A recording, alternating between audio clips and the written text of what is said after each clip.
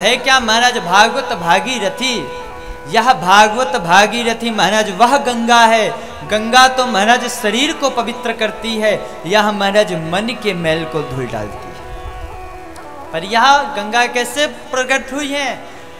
गंगा बर्फ के रूप में इस धरा पे आई हैं, पर इसमें जब सूरज की रोशनी पड़ी तो वह महाराज जो बर्फ के रूप में थी वो जल के रूप में परिणित होकर संसार सागर में विद्यमान हो गई। इसी प्रकार यह भागवत रूपी ग्रंथ महाराज आप लोगों के समझ में नहीं आता, आप लोग नहीं जान पा रहे, आप लोग नहीं समझ पा रहे, तो गुरु रूपी सूर्य की जब इसमें दृष्टि पड़ जाती है तो उनके वाक्य वाणी के अनुसार यह महाराज यह भागवत कथा भी महाराज द्रुत रूप में रस रूप में प्रवाहित होने लगती है और हम सबके जीवन को कृतार्थ करने लगती है। तो यह भागवत भागीरथी है, वह महाराज गंगा जो हमारे शरीर के पापों को धुलती है। हम लोग कितना भी जाकर गंगा मैया में हर हर गंगे हर हर गंगे हर हर गंगे करके चाहे जितनी डुबकी लगा ले महाराज, जब तक मन का पाप नहीं धुलेगा तन के पाप धोने से कोई फायदा नहीं। मन हमारा बहुत मैला, हम जीवन में भर यही प्रतीक्षा करते रहते हैं महाराज इधर से ले लें कुछ उधर से ले लें। कई लोगों का तो महाराज काम ही रहता है यहाँ खोदो शायद यहाँ कुछ निकल जाए, वहां खोदो वहां कुछ निकल जाए। पता नहीं कितना बड़ा हम लोगों का पेट हो गया महाराज, पेट भरता ही नहीं। कितनी अथाह संपत्ति है जिसके पास, वो भी संपत्ति के पीछे भागता रहता है। पर इस संपत्ति से महाराज आप क्या कर सकते हो? आप धन दौलत से गाड़ी आदि खरीद सकते हो, मकान आदि बना सकते हो, महाराज सारी व्यवस्था कर सकते हो, पर आपके मन की शांति नहीं ला सकते। मैं महाराज भागवत का प्रमाण देता हूं। जिन लोगों को दो नींद की गोली खाने के बाद भी नींद नहीं आती, वो महाराज अगर हमारी कथा में आ जाए इतनी सुंदर नींद आती कि वो लोग कहते हैं महाराज जी पता नहीं कैसी कथा सुनाते हैं कि 3 घंटे मस्त नींद आती। क्यों? क्योंकि नींद आने का महाराज सबसे पहला कारण है शांति। जब आपका मन शांत होगा, जब आपका हृदय शांत होगा, जब आपका दिमाग शांत होगा तो आपको नींद आएगी।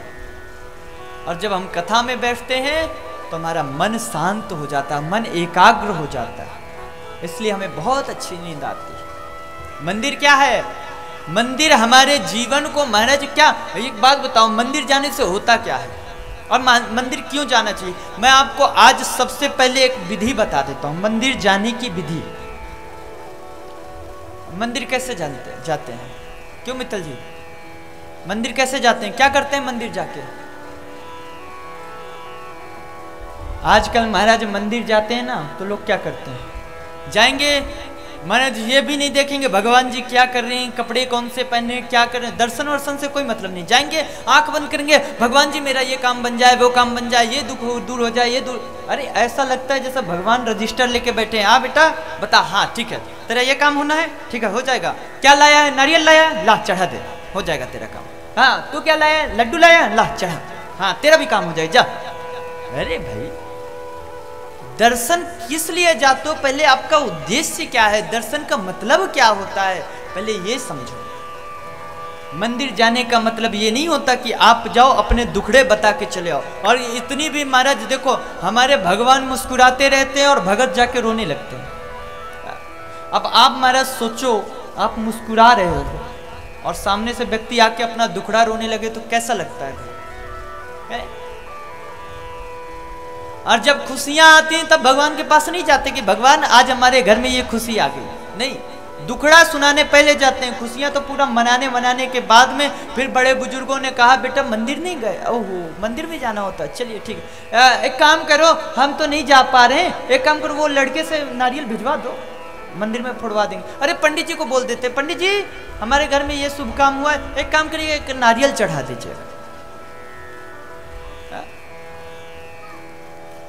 मंदिर जाओ, सुनो मंदिर जाने का नियम, जब भी मंदिर जाओ सबसे पहले भगवान के चरणों का दर्शन करो, फिर भगवान के धीरे धीरे चरणों से ऊपर की ओर आओ और पहले ये देखो भगवान ने कौन से कलर के कपड़े पहने हैं, किस कलर की भगवान की बंसी है, कैसे हमारे प्रभु के लाल लाल पैर हैं, कैसे हमारे भगवान ने पीतांबरी पहनी हुई है, कैसे भगवान के कमर में वह मुरली साज रही है। भगवान ने अपने सुंदर महाराज कंठ में माला धारण कर रखे हैं। कौस्तुभ मणि भगवान के कंधे पर महाराज भगवान के गले पर विराजती है। भगवान के सुंदर मुस्कान, महाराज ऐसे प्रभु की प्यारी मुस्कान है कि माई मीरा ने एक बार भगवान का मुस्कान का दर्शन किया, वो सब कुछ छोड़कर चली गई। तो ऐसे हमारे प्रभु की मुस्कुराहट, भगवान के प्यारे प्यारे नयन, फिर भगवान को वह सुंदर तेजमयी मुकुट जिसका हम लोग दर्शन करते हैं। और दूसरी बात, मंदिर जाने का मतलब ये कहीं नहीं लिखा है कि आप जाओ भगवान को देख के चले आओ। मंदिर जाने का मतलब होता है कि आप कुछ समय निकाल कर उस मंदिर में बैठो, बैठकर ध्यान करो, आराधना करो, पूजा करो। महाराज कुछ नहीं कर सकते, कम से कम ध्यान ही करो।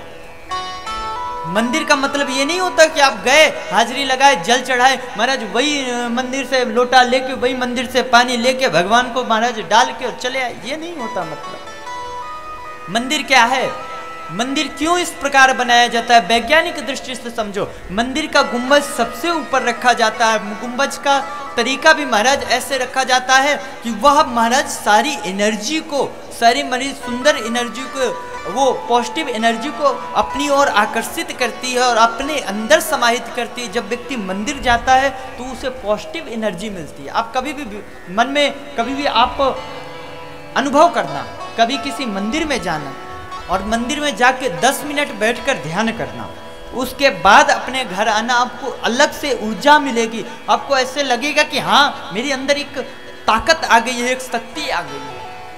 कभी ट्राई करके देखना। तो मंदिर का मतलब ये होता है। और आजकल हम लोग क्या करते हैं, जाएंगे सीधे महाराज। आजकल माताएं तो बच्चों को यही बोलती हैं, बेटा जा रहा है स्कूल तरफ से, उधर मंदिर में दर्शन करते हुए जाना, पेपर है ना तेरा, मंदिर में दर्शन करते जाना। अब मंदिर में जाके भगवान मेरे इतने परसेंटेज नंबर आ जाए, मेरा ये निकल जाए, वो निकल जाए। अरे तुझे बनाने वाला जो ब्रह्म है उसे सब कुछ पता है, तुझे क्या चाहिए क्या नहीं चाहिए, क्यों परेशान हो रहा है भाई। अगर तुझे विश्वास है तो उस पर भी तो कुछ छोड़। जब तूने विश्वास किया, महाराज विश्वास की थी, माँ मीरा ने विश्वास करके जहर का प्याला पी गई थी। और देखो उसका विश्वास ऐसा है कि भगवान ने तुरंत उस जहर को भी अमृत में बदल दिया। अब महाराज किसी को मैं दूं, बोलो लो जहर पियो, विश्वास रखो। महाराज आपका विश्वास ही पक्का नहीं होगा। अरे महाराज जी मर जाएंगे, कौन क्या पता मर जाए कि जिंदा रहे। माई मीरा को उनकी सखी ने आकर बताया, कहा अरे मीरा तेरे पति ने ये कालकूट विष दिया है, इसे पीकर मर जाएगी। मीरा ने एक ही जवाब दिया, अरे मर जाऊंगी तब भी तो गोविंद के पास ही जाऊंगी। और फिर ये काला है तो ये भी तो मेरे कन्हैया का प्रसाद है, मेरे कन्हैया भी तो काले हैं, ठाकुर जी भी तो काले हैं। अरे भगवान के हाथ से मरना भी महाराज सौभाग्य की बात है, और भगवान के हाथ से बचना भी सौभाग्य।